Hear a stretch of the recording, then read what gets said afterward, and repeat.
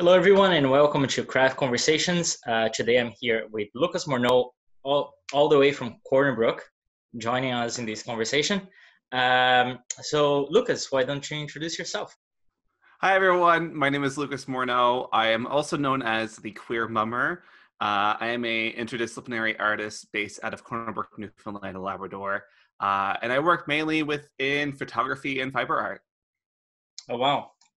So, Lucas and I were talking before we start this recording, and the topic of craft and labor came to the conversation, and we thought that it would be interesting for us to talk about that. So, Lucas, why don't you start saying where did that idea came from?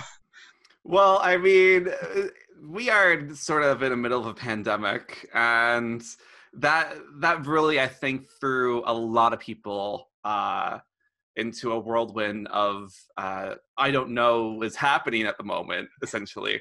So myself, I've been working prior to this pandemic on a Tableau series of photographs of the queer mummer that involved photographing other people.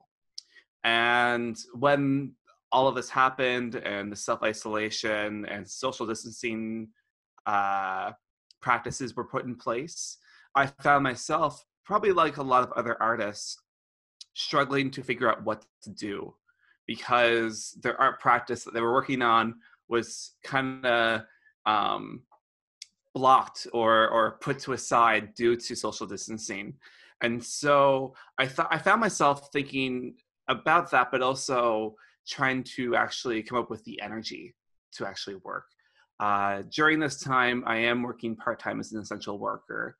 And while where I'm working might not be as stressful compared to like a hospital, still working in the public during a pandemic where you're sort of constantly questioning the safety practices that are happening and whether you actually feel protected, for myself anyway, has really played a big part in my lack of creating or of this lack of energy. And it made me start thinking about labor and how, as an artist whose practice within fiber art is quite laborious, it's quite labor intensive, I found myself sort of sidelined by this essential services job that was sucking all of the energy, not only the just caffeine or whatever I was consuming to stay active, but it also just zapped all of the mental energy, the psychological energy, whatever you can think of to actually create. And it really made me think about how artists put so much time and effort into their work a lot of times, and it isn't considered or isn't appreciated as much as it should be. Yeah, it's I was reading an article actually last week about how depreciative the labor in creative industries are. So while someone working the same amount of hours could make potentially $30,000 a year, an artist will make around 8 or 9. Yeah. For the same work schedule, time, and input that they have to do it, and it's very heartbreaking to know that the industry that is actually holding on the world right now to keep them sane throughout this isolation period is the industry that is less rewarding to work on in terms of labor and rewarding for the work. How do you see that impacting on your creative process from now on? Do you think that that's going to change, or is going to evolve or continue the same? How do you see it?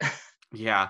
I mean, I've had to really think on my toes with this project I've been working on, and it's really making me consider a lot of things going forward for future projects. While a lot of my work is community-based, the issue with community-based work is that a lot of times it requires you to be one-on-one or within a big group of people. And so I'm currently trying to figure out ways, whether it be through the new CBC and Canada Council digital fund that was just announced, of ways that I could adapt my practice to make it available to everyone and not just a small group of people. And I think a lot of festivals and galleries and artist-run centers and craft councils are trying to think of ways to do that as well. But really trying to focus on how much energy I'm actually able to put out into my work without burning myself out. And that was something that I was sort of starting to feel towards the beginning of this, was that I was working basically full-time hours with this now essential service, and I was functioning. I was able to photograph new works. I was able to create new works, not at a scale that I was creating before I was working essentially full-time. But now I've really learned to kind of take breaks. And I feel like, as well, a lot of artists like myself who are working those part-time jobs or side jobs in order to fund or to be able to fund their art practice, I feel like a lot of people are going to be considering that as well, because you need to be able to have that energy to make and to think constantly while you're making, kind of critiquing or considering things while you're making. And honestly, I felt like just after work, coming home, and a lot of times I've done this, just went on my Nintendo Switch and played Animal Crossing, and that's fine. You know, I've had to tell myself lately, like, it's okay to take a break. You need to reflect on yourself at this moment. Make sure that you're doing okay. Your art practice will be there at the end of this, but focus on you. Yeah, it's I think it's something that I also feels like when you start working full time to sustain your life, and you're keeping an art practice on the side, it's not the physical exhaustion that gets to you faster, is the mental exhaustion. Like, how much you're compromising of your full-time job or part-time job, and how much you compromise on your art practice because your mind is exhausting over and over again. That's very important what you say. Like, it's there is a need to learn how to take breaks. And I was on your website and looking all over the work you have created, and it's somehow related to the work you do. Like, you have those breaks in the pieces you create, like either with crochet and with photography. Like, you have like that negative space, which is the break, and like we as artists, we learn how to see those things in our work, but we don't learn how to see that in ourselves. Is that something that you can see now too on your work, and how you can just reflect forward? Definitely. I'm definitely an artist that, when it comes to my favorite material to work with, it depends on the time that I'm working. There have been times that I've hated photography, and photography was the main thing I studied in my bachelor degree. And I found myself going towards fiber art and crochet. And then when I started to hate crochet at that time, I switched over back to photography. So throughout my practice, I've been finding ways to make myself productive, but also not hate the work too much. Because I feel like once you're in that groove of, let's say, making the same thing constantly over and over, that's when you'll burn yourself out, I find. Now, I could end up burning myself out just by switching things like this as well. But I just, for me anyway, with my practice, I've always been interested in learning, and that aspect of learning, of learning new things, learning a new process, has been really important. And it's been a sort of break from making and from creating, just to absorb information rather than to pour out energy per se. Yeah, the relation of like learning, it's something that came up in several of the conversations that I'm having with Mm-hmm. other artists, and like that sharing moment and the absorbing moment. It is the time that you give yourself that mental break, Mm-hmm. and I don't think that that is like perceived by the general public in the end, because the general public are looking at the art piece and they're like, "Oh my God, you're so talented! Your piece is great. Mm-hmm. That's great work." Uh, but most of the time, they don't see what is behind that work, like the amount of hours that you put into creating and learning and Mm-hmm. to get to that point. Uh, so, like, just out of curiosity, and how much time do you give yourself to take a break to learn before you start a new project?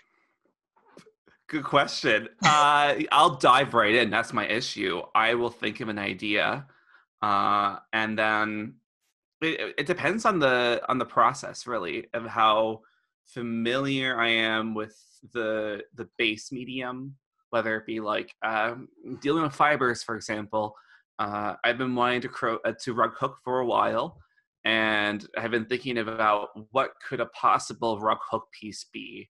And I've considered a lot of options, and it only came to around the last few months that I've really thought of what I'd want to do. Now I am waiting to hear back from Arts and All on something, but like I have been doing some demo work of rug hooking, and it's really been this time for me to really reflect on the process, looking at videos and artworks online, and really making those detailed observations. And one thing to kind of bounce off of what you said just previously, I feel like with that pressure to make also is a part of the market. And we're starting to see that market can very much be in flux through something like this, like a pandemic. And I really think it's a time for us to reevaluate the demand that we put on artists. You know, we might want a new piece like every month or every week or a multiple every year, but that's really how you burn people out. And I feel like through this process in the pandemic of realizing the issues behind labor and with art, hopefully we'll be able to establish something that will allow artists who might need that break to be able to take it. Yeah, yeah, for sure. Uh, and I think that the main issue of that is that the creative process is the longest time, and Mm-hmm. like that's when you actually burn yourself. It's like is the thinking and the process and all the tiny steps that no one sees besides the finished piece. Yeah. Uh, and that goes back to the first statement that I did. That was like the labor of an artist is not as equal valued as the labor of other industries in Mm-hmm. terms of reward, but at the same time is as intense as what was happening. Yeah. And I mean, for me, a part of my practice is also performance. And while there is a very much specific endurance aspect of performance, for me, it's been almost the most laborious because it's involved, or it's been the practice that I've had questioned myself constantly. Where from the moment I might submit a proposal to a festival or to a gallery to the point where I'm doing that performance, I found that that is the hardest. And so really much with this, the aspects of this pandemic with social distancing, I'm really also considering how I can adapt my practice so that I can sort of do those performances, but in a way that isn't as stressful and can probably be projected or shown to more people. And so I'm really much considering video now as an alternative to live performances, mostly because of that. Does that mean that I'll stop doing live performances? Probably not. I love the energy of being able to perform in front of people and I've kind of used that energy throughout my whole life, and been addicted to it. But I feel like the moment that you kind of beat yourself up over something to the point where you do it probably isn't the healthiest. And so I feel like through this process, I've started considering my own mental health and physical health a lot more compared to even when I was working on an artwork that dealt with mental health issues. So yeah, I feel like this pandemic has really put everything in a whirlwind partially, but Mm. also has kind of set me on focus onto another path. No, that's actually really good to see. I wish that more artists got this time now to actually think on Mm-hmm. like how am I Oh, going to move forward, like mm-hmm. not like going back to what was before. That was not the normal, like what Yeah. is going to be the new normal for us now Mm-hmm. as Yeah. artists.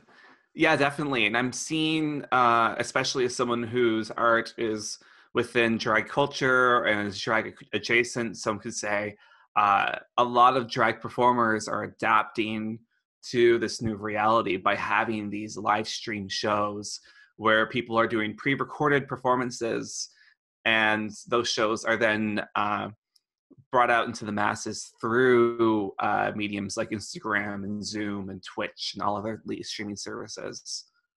Yeah, I think it's going to change, like for sure, and I think like craft labor is a thing that it should be brought up more when we're talking Mm-hmm. about the creative process and what goes behind the piece. Uh, and yeah, I don't think we can exhaust that thing that soon. Like, there's so much to talk about. Uh, Yeah.